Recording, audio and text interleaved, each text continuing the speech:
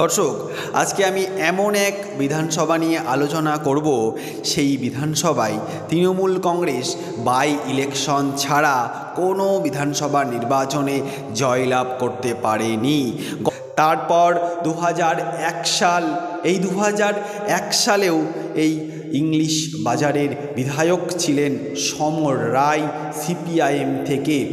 এই সমরবাবু 2001 সালে তিনি ভোট পেয়েছিলেন 50,507টি ভোট, 50,507টি ভোট। তারপর 2006 সাল, এই 2006 সালে এই মালদা জেলার ইংলিশ বাজারের বিধায়ক ছিলেন কৃষ্ণেন্দু নারায়ণ চৌধুরী।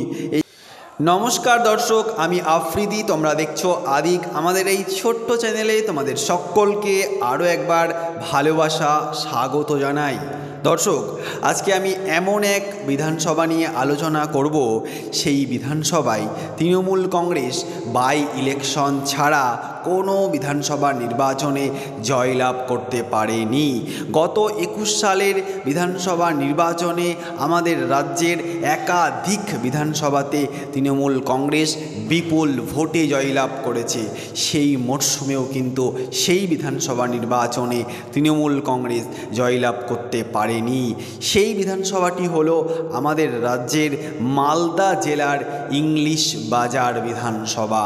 দর্শক, এই ইংলিশ বাজার বিধানসভায় 1996 সাল থেকে আজ দাঁড়িয়ে 2024 সাল পর্যন্ত কারা কারা এমএলএ ছিলেন, অর্থাৎ কারা কারা বিধায়ক ছিলেন, 1996 সাল থেকে আজ দাঁড়িয়ে 2024 সাল পর্যন্ত কোন বিধায়ক কতটা ভোট পেয়ে বিধায়ক হয়েছিলেন, 1996 সাল থেকে আজ দাঁড়িয়ে 2024 সাল পর্যন্ত এই ইংলিশ বাজার বিধানসভায় কোন এমএলএ কত পার্সেন্টেজ ভোট পেয়ে বিধায়ক হয়েছিলেন, 1996 সাল থেকে আজ দাঁড়িয়ে 2024 সাল পর্যন্ত সবথেকে বেশি ভোট কোন বিধায়ক পেয়েছেন, সবথেকে কম ভোট কোন বিধায়ক পেয়েছেন, সবথেকে বেশি ভোটে কোন বিধায়ক জয়লাভ করেছেন, সবটা আলোচনা করব এই ভিডিওর মধ্যে।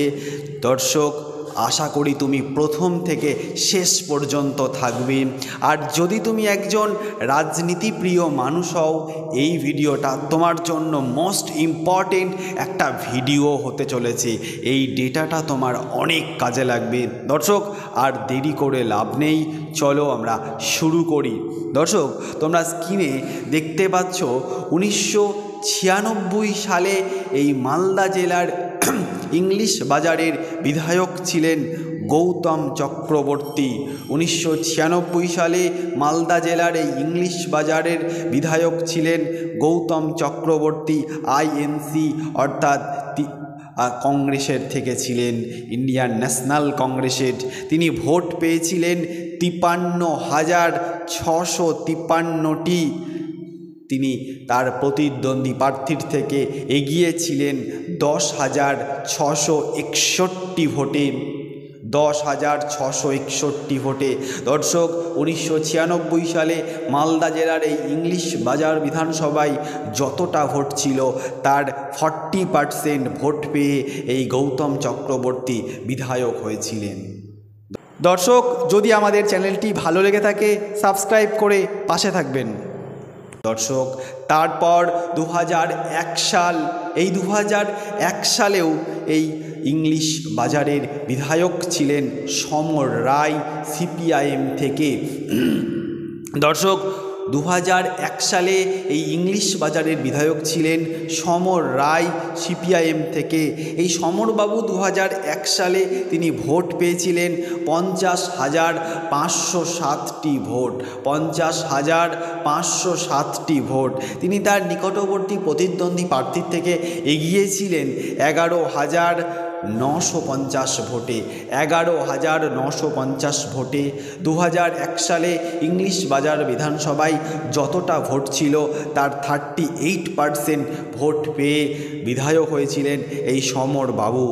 তারপর 2006 সাল, এই 2006 সালে এই মালদা জেলার ইংলিশ বাজারের বিধায়ক ছিলেন কৃষ্ণেন্দু নারায়ণ চৌধুরী। এই কৃষ্ণেন্দু নারায়ণ চৌধুরী ছিলেন আইএনসি অর্থাৎ ইন্ডিয়ান ন্যাশনাল কংগ্রেসের পক্ষে তিনি বিধায়ক ছিলেন। এই কৃষ্ণেন্দু নারায়ণ তিনি ভোট পেয়েছিলেন 2006 সালে 67,576টি। 67,576টি তিনি এগিয়েছিলেন তার নিকটবর্তী প্রতিদ্বন্দ্বী প্রার্থীর থেকে মাত্র 906 ভোটে। 906 ভোটে সেই সময় সেই 2006 সালে যতটা ভোট ছিল তার 46% ভোট পেয়ে তিনি বিধায়ক হয়েছিলেন। দর্শক, গৌতম বাবু 40% ভোট পেয়ে বিধায়ক হয়েছিলেন, সমর রায় 38% ভোট পেয়ে বিধায়ক হয়েছিলেন। তারপর এই কৃষ্ণেন্দু নারায়ণ বাবু তিনি 46% ভোট পেয়ে বিধায়ক হয়েছিলেন।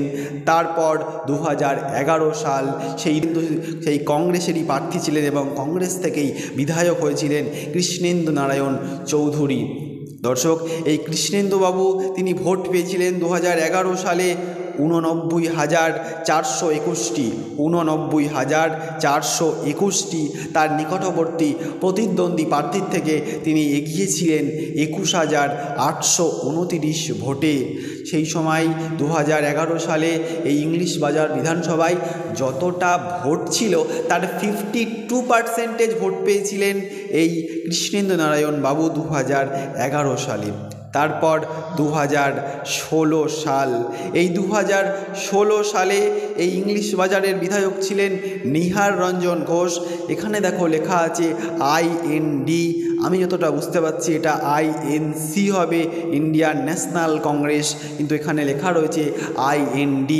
2016 সালে এই নিহার রঞ্জন বাবু ইংলিশ বাজার বিধানসভায় তিনি ভোট পেয়েছিলেন 1,07,083টি। 1,07,183টি। 1,07,183টি। তিনি এগিয়েছিলেন তার নিকটবর্তী প্রতিদ্বন্দ্বী প্রার্থীর থেকে 39,727 ভোটে। 39,727 ভোটে তিনি পার্সেন্টেজে ভোট পেয়েছিলেন 52%। দর্শক, যদি আমাদের চ্যানেলটি ভালো লেগে থাকে সাবস্ক্রাইব করে পাশে থাকবেন। তারপর 2021 সাল অর্থাৎ লাস্ট যে বিধানসভা, সেই বিধানসভায় এই 2021 সালের ইংলিশ বাজারের বিধায়ক ছিলেন শ্রীরূপ মিত্র চৌধুরী, বিজেপি। শ্রীরূপ মিত্র চৌধুরী তিনি ভোট পেয়েছিলেন 1,07,755। 1,07,755 তিনি এগিয়েছিলেন তার নিকটবর্তী প্রতিদ্বন্দ্বী প্রার্থীর থেকে 20,099 ভোটে। 20,099 ভোটে তিনি পার্সেন্টেজে ভোট পেয়েছিলেন 50%। দর্শক, 2011 সালের পর 2013 সালে এই ইংলিশ বাজার বিধানসভায় উপনির্বাচন হয়েছিল।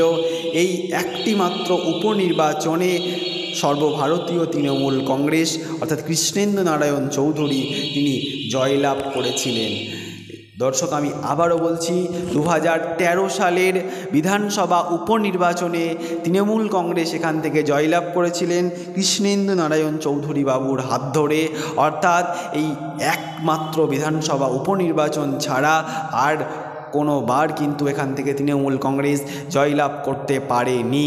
দর্শক, আমরা এবার দেখে নেব 2021 সালের বিধানসভা নির্বাচনে কোন দলের কারা প্রার্থী ছিলেন, তারা কতটা ভোট পেয়েছিলেন। দর্শক, 2021 সালে এই ইংলিশ বাজার বিধানসভা নির্বাচনে বিজেপির পক্ষে প্রার্থী ছিলেন শ্রীরূপ মিত্র চৌধুরী। অল ইন্ডিয়া তৃণমূল কংগ্রেসের প্রার্থী ছিলেন অল ইন্ডিয়া তৃণমূল কংগ্রেসের পক্ষে প্রার্থী ছিলেন কৃষ্ণেন্দু নারায়ণ চৌধুরী। সিপিএমের পক্ষে ছিলেন কৌশিক মিশ্র। দর্শক, আমরা দেখলাম 2021 সালের বিধানসভা নির্বাচনে বিজেপির শ্রীরূপ মিত্র চৌধুরী তিনি ভোট পেয়েছিলেন 1,07,755টি। 1,07,755টি। তিনি পার্সেন্টেজে ভোট পেয়েছিলেন 50%। দর্শক, অল ইন্ডিয়া তৃণমূল কংগ্রেসের সেই কৃষ্ণেন্দু নারায়ণ চৌধুরী তিনি ভোট পেয়েছেন 87,600। 56টি, 87,656টি তিনি পার্সেন্টেজে পেয়েছেন 41% ভোট। সিপিএমের কৌশিক মিশ্র তিনি ভোট পেয়েছেন 10,953 ভোট, অর্থাৎ 5% ভোট। দর্শক, আমরা দেখলাম যে 1996 সাল থেকে আজ দাঁড়িয়ে 2024 সাল পর্যন্ত সবথেকে বেশি ভোট পেয়েছেন 2021 সালের সেই বিজেপি প্রার্থী যিনি ছিলেন, অর্থাৎ তিনি বর্তমানে বিধায়ক শ্রীরূপ মিত্র চৌধুরী। 1996 সাল থেকে আজ দাঁড়িয়ে 2024 সাল পর্যন্ত সবথেকে বেশি ভোট পেয়েছেন শ্রীরূপ মিত্র চৌধুরী। আর 1996 সাল থেকে আজ দাঁড়িয়ে 2024 সাল পর্যন্ত সবথেকে বেশি ভোটে জয়লাভ করেছে নিহার রঞ্জন ঘোষ। 2016 সালের বিধায়ক ছিলেন নিহার রঞ্জন ঘোষ, তিনি সবথেকে বেশি ভোটে জয়লাভ করেছেন। আর এই নিহার রঞ্জন ঘোষই সবথেকে বেশি পার্সেন্টেজ ভোট পেয়েছেন, 52%। দর্শক, অনেকটা তথ্য তোমাদের জানালাম। যদি ভালো লেগে থাকে অতি অবশ্যই আমাদের চ্যানেলটি সাবস্ক্রাইব করে পাশে থাকবেন। সর্বক্ষণ চেষ্টা করবেন নিজের কাজ নিয়ে ব্যস্ত থাকা, পরিবারকে সময় দেওয়া। দর্শক, ভালো থাকবেন, সুস্থ থাকবেন, আমাদের চ্যানেলের সঙ্গেও থাকবেন। দর্শক, যদি আমাদের চ্যানেলটি ভালো লেগে থাকে সাবস্ক্রাইব করে পাশে থাকবেন।